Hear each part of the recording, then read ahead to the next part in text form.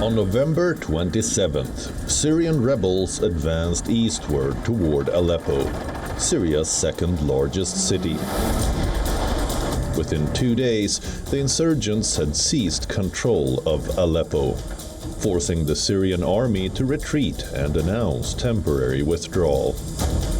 Later that week, the Syrian military lost dozens of soldiers to the fighting, marking the first major flare-up in years between both sides. So what is the conflict in Syria all about?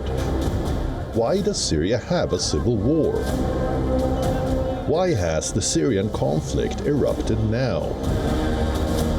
And how will this revived civil war affect the politics of West Asia?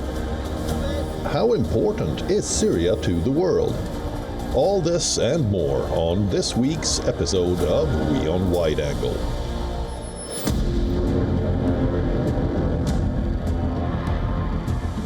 This is Syria, a country located in the heart of West Asia.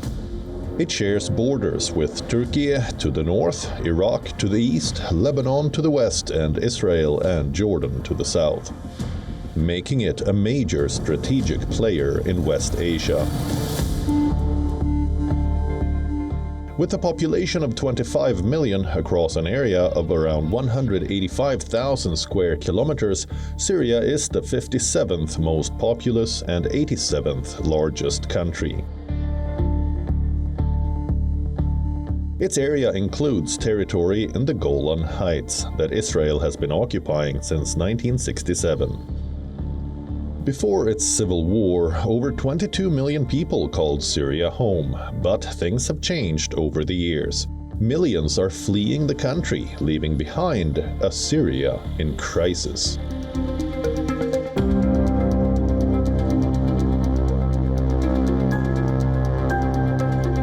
Historically rich, Syria's cities, Damascus and Aleppo, are among the oldest in the world. The country has valuable resources, including oil, gas, and fertile farmland. But Syria's significance goes beyond its resources. Its real power lies in its location. Let's understand Syria's geopolitical importance. Syria is centrally located. It is a key crossroad between Asia, Europe, and Africa, influencing regional stability and global power dynamics. Syria also acts as a buffer state, which means a neutral country between two hostile countries that tries to cushion the outbreak of regional conflict. It also serves as a buffer between rival powers, especially the US, Turkey, Iran, and Russia. Syria is economically important as well. It has significant oil and natural gas reserves, particularly in Deir ez-Zor.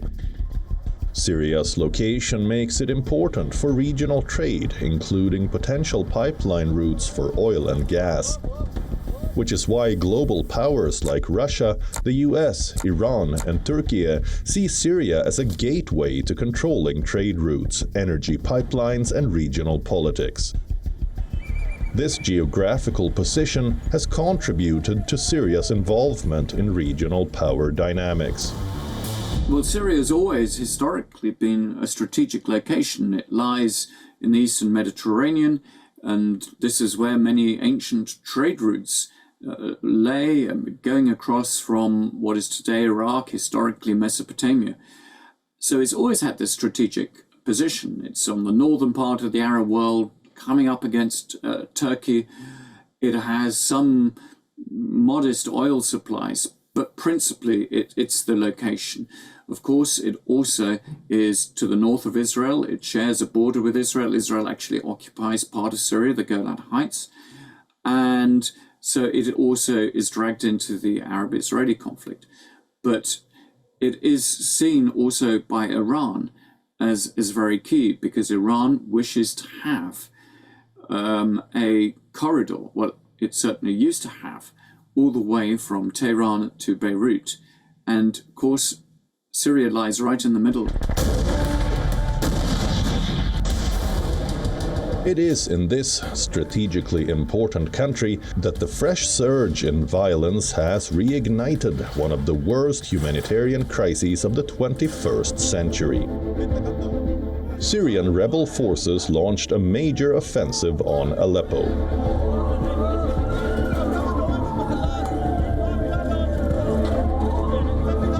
350 kilometers north of the capital, Damascus, Aleppo has been a critical battleground in the Syrian Civil War. Before the conflict, Aleppo was one of Syria's largest cities, home to 2.3 million people. The attack on Syria's once thriving commercial hub marks the first challenge to President Bashar al-Assad's regime in years, potentially threatening an already destabilized West Asia. But how did Syria get here? Let's dig deeper.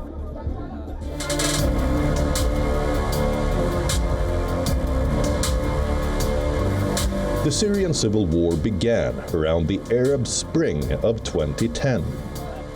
It was dubbed so as many countries in West Asia and North Africa saw uprisings against authoritarian governments that were in power for decades.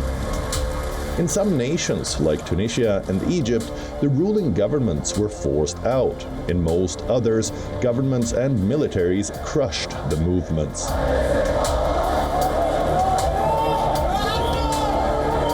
At the height of the Arab Spring, pro-democracy demonstrators took to the streets in Syria as well. When the Syrian government used deadly force to crush the dissent, protests demanding President Bashar al-Assad's resignation erupted nationwide. The unrest spread and the country descended into a civil war. As Assad's forces crushed the pro-democracy movement, an armed opposition began to form, made up of small organic militias and some defectors from the Syrian military. Hundreds of rebel groups sprung up, and it did not take long for the conflict to become more than a battle between Syrians for or against Assad. The crisis in Syria is really the re-eruption of a conflict that has continued since 2011, when Syrians in their hundreds of thousands protested against the Syrian regime under Bashar al-Assad. This led increasingly to peaceful protests around the country, which became more violent, not least because the Syrian regime cracked down very heavily, using lethal force against these protesters. And in turn, this started the creation of what originally was called the Free Syrian Army, but a whole host of armed opposition groups, often backed by outside states, that were determined, of course, to get rid of the Syrian regime. Now, this over a decade continued, but for the last few years, the front lines in this conflict between all these various groups had largely frozen. The opposition forces were made up of different ideologies, but with a common goal of toppling Assad. They were supported by foreign powers, including neighboring Turkey, Saudi Arabia, the United Arab Emirates, and the United States. And as the chaos worsened, extremist organizations with their own goals, like the Islamic State group and Al-Qaeda, also became involved. By 2014, the extremists dominated, and ISIS started sweeping across the country.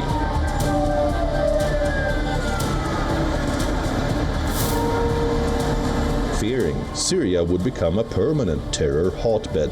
An international coalition led by the United States stepped in with a focus on eliminating the group, but without confronting the Syrian regime. The Syrian Democratic Forces, a US partner made up of Kurdish fighters, fought against ISIS, effectively ending the group's territorial existence. In 2020, Russia and Turkey agreed to a ceasefire in the last remaining opposition-held province, Idlib. There have been no major flare-ups since then, but Syria's government never regained all of its territory, and as the recent events in Aleppo show, armed resistance never went away. So why has the war reignited? And how has Aleppo become a critical battleground in the civil war?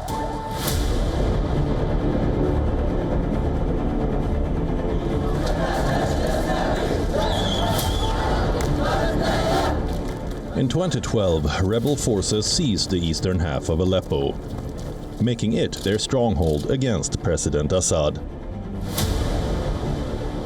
The balance shifted in 2016 when the Syrian government forces, backed by a Russian aerial campaign, recaptured the city.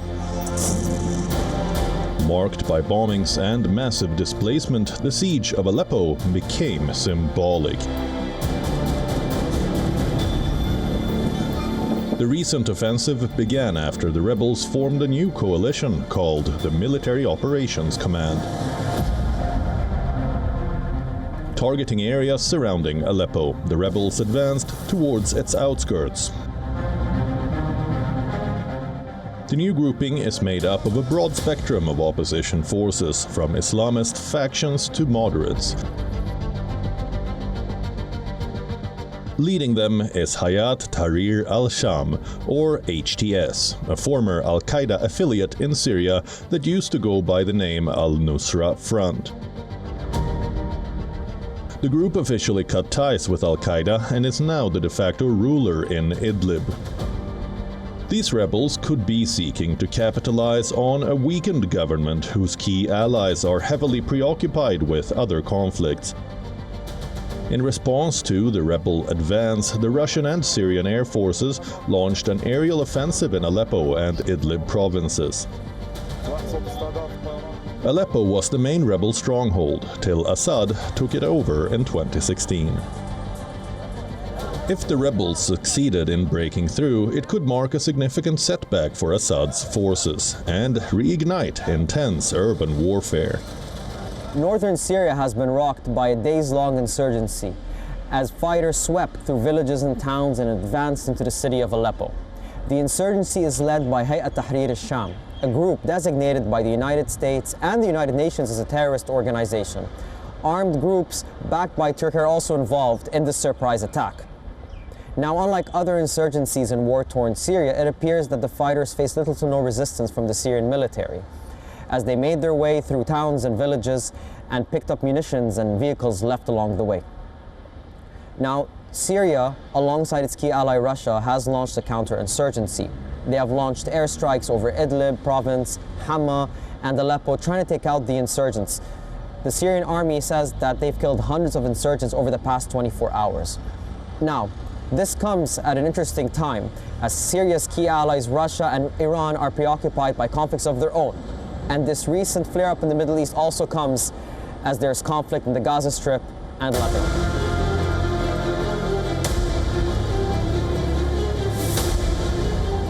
The rebel advance on Aleppo comes at a time when the key players in the conflict are distracted or weakened. It has triggered the heaviest clashes since a 2020 ceasefire brought calm to the country's north. Foreign powers have a military presence in the country, including the US, Russia, and Iran. Let's take a look at the key players.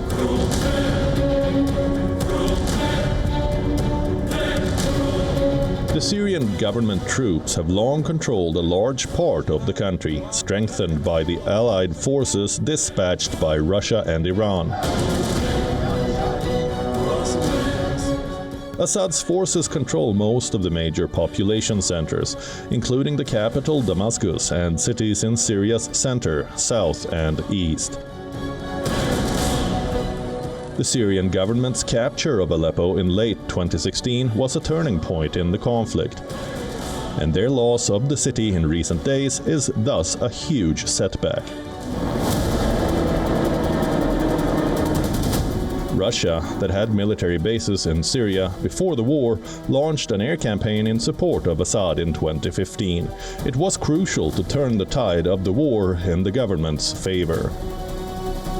Russia's military has supported Assad from the Mediterranean coast, where it maintains its only naval base outside the former Soviet Union, and at the Hmeimim air base in Latakia province that hosts hundreds of Russian troops.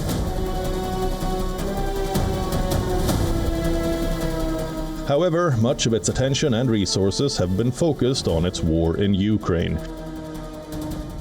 Iran is believed to have deployed hundreds of troops and spent billions of dollars to help Assad.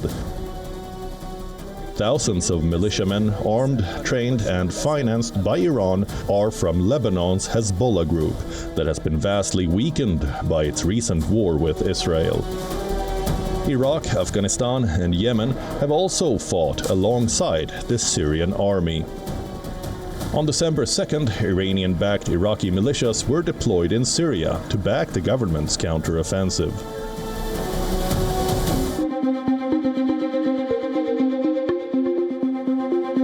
Turkey, on the other hand, is a major supporter of the opposition. This includes the anti-government forces led by the insurgent Hayat Tahrir al-Sham, or HTS. The HTS has long served as al-Qaeda's branch in Syria, and the UN, as well as countries including the US, considers it as a terrorist group. HTS controls much of northwest Syria. In 2017, HTS set up a salvation government to run day-to-day affairs in the region. In recent years, its leader, Abu Muhammad al-Golani, has sought to remake the group's image, cutting ties with al-Qaeda. Other insurgent groups include Nuruddin el-Sinki, that was formerly backed by the US before it joined the HTS-led alliance. A Turkish-backed coalition of groups known as the Syrian National Army has attacked areas of Tel Rifat.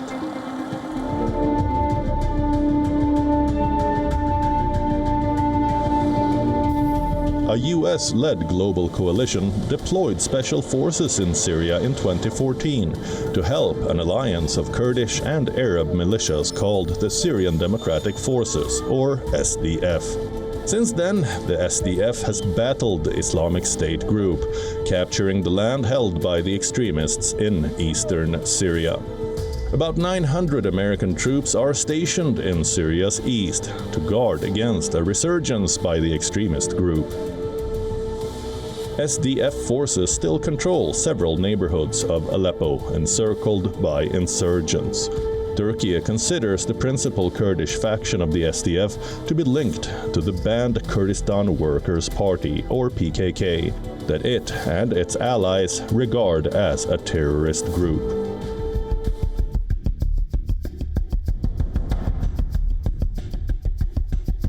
Keen to counter Iranian influence, Saudi Arabia, having refused to engage with President Assad for more than a decade, armed and financed the rebels at the start of the war. It is now discussing how to facilitate Syria's return to the Arab fold.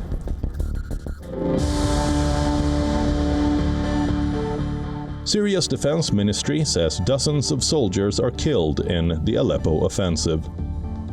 The immediate goals of the rebels include halting airstrikes on civilian areas, reclaiming territory, and cutting off critical supply routes for government forces.